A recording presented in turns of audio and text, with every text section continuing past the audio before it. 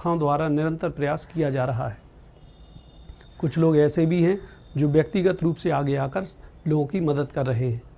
ऐसी ही एक शख्सियत है झांसी ललितपुर सांसद अनुराग शर्मा, जिनके द्वारा सांसद धनलक्ष्मी के नाम से एक अनूठी पहल शुरू की गई है। इसके अंतर्गत बेटी पैदा होने पर लोगों को 2 चंदन के वृक्ष निःशुल्क दिए जा रहे हैं।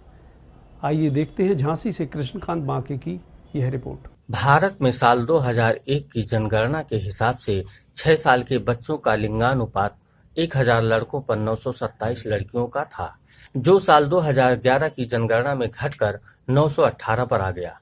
इसको लेकर प्रधानमंत्री द्वारा कई बार चिंता भी प्रकट की। देश के कई राज्यों में पुरुष महिला लिंगानुपात सुधारने और लड़का लड़की का भेद मिटाने के लिए विभिन्न सरकारों द्वारा भी कई योजनाएं चलाई जा रही हैं।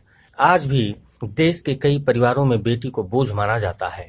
ऐसे में कुछ लोग ऐसे हैं जो इस सामाजिक बुराई को खत्म करने के लिए अपने स्तर पर बृहद प्रयास कर रहे हैं। उन्हीं में से एक हैं झांसी सांसद अनुराग शर्मा, जिन्होंने अपने संसदीय क्षेत्र में यह भेदभाव दूर करने का बीड़ा उठाया है। वैसे तो अपने अल्प समय के संसदीय कार्यकाल में ऐसे कई सकारात्मक कदम हैं जिन्हें लेकर अनुराग शर्मा चर्चाओं में रहते हैं।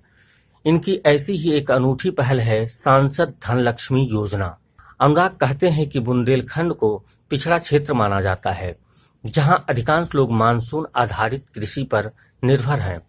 पिछले कुछ वर्षों से प्राकृतिक आपदाओं के चलते किसानों को भारी नुकसान उठाना पड़ रहा है। ऐसे में लोग अपनी बेटी के लालन पालन पर पूरी तरह से ध्यान नहीं दे पाते हैं।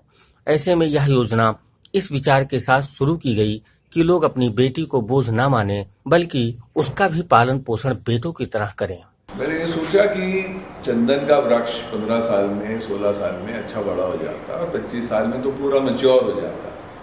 तो 2 पेड़ इसलिए देने की बात की क्योंकि 15-16 साल में उसकी आर्थिक वैल्यू जो कहते हैं ना, रिटेंटिव वैल्यू बहुत अच्छी हो जाएगी पेड़ की। उससे आदमी को बच्ची की पढ़ाई के लिए कुछ ना कुछ पैसे निकालने की जरूरत नहीं पड़ेगी।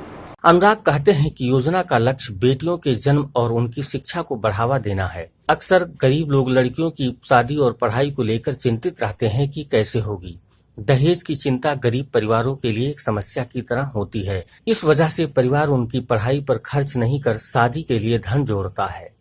ऐसे में इस योजना का लाभ लेकर यानी निःशुल्क चंदन के 2 वृक्ष लेकर अपने घर आंगन में लगा सकते हैं, जो उसकी बेटी के भविष्य की चिंताओं को मिटा सकता है। और सबसे जरूरी चीज ये है कि हम अपनी बेटियों को अच्छी शिक्षा दे पाए। और हर पिता के मन में, क्योंकि मेरी भी 2 बेटियां हैं, मन में एक ही चीज रहती है कि जब उसकी शादी हो तो उसका हम अच्छी तरीके से कर सकें। इस तरीके से मैंने ये सोचा था कि सबको उसका लाभ दे सकें। यदि अनुराग शर्मा की तरह अन्य जनप्रतिनिधि बेटियों की पढ़ाई और उसके विकास के लिए अपनी सहभागिता निभाते हुए लोगों को प्रेरित करें तो निश्चय ही समाज में बड़ा बदलाव लाया जा सकता है। वहाँ पर जानकारी मिली जाकर के कि सांसद जी से कि इन पेड़ों का एक पेड़ आपकी बच्ची की पढ़ाई के लिए मिलेगा, हाँ, और एक शादी के लिए, जब उसकी शादी होगी तब उस पेड़ को काट सकते हो और उसकी शादी में जो भी पैसा मिलेगा उसे इन्वेस्ट कर सकते हो कहीं पर भी।